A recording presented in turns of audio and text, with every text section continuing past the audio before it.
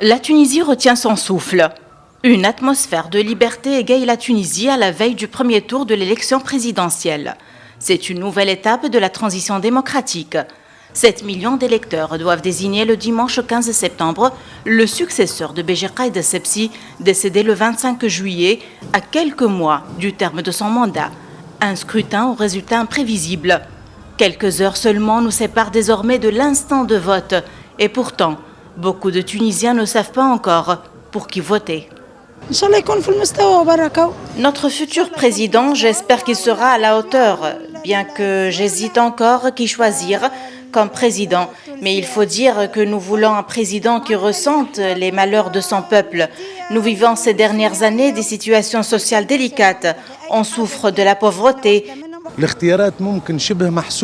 Nous devons choisir un président qui soit honnête et propre, qui soit attaché à sa souveraineté et qui a une forte personnalité, capable de prendre les décisions les plus difficiles et d'assumer pleinement son rôle. Il doit avoir un programme de société, un projet réaliste, ambitieux et viable, et non une liste merveilleuse de promesses non réalisables.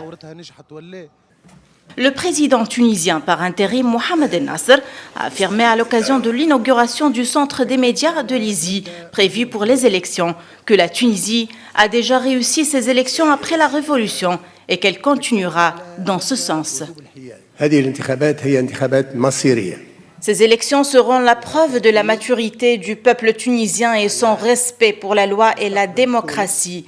La crédibilité des élections renforce la crédibilité de l'État. Et c'est dans ce sens qu'elles sont très importantes et décisives pour la Tunisie et les Tunisiens. Les rumeurs qui circulaient depuis quelques jours autour du retrait de certains candidats à la présidentielle de la course au palais de Carthage viennent de se confirmer. Et c'est Mohsen Marzouk, le candidat de Mashroua Tounes, qui vient de se désister en faveur du candidat Abdelkrim Zbidi. En même temps, le candidat Slim Riahi a annoncé lui aussi son retrait de la course à Carthage en faveur de la même personne. 9 ans après la chute de Ben Ali, la Tunisie vote le 15 septembre pour sa deuxième élection présidentielle libre. Pour ce deuxième rendez-vous démocratique, les Tunisiens doivent choisir entre 26 candidats.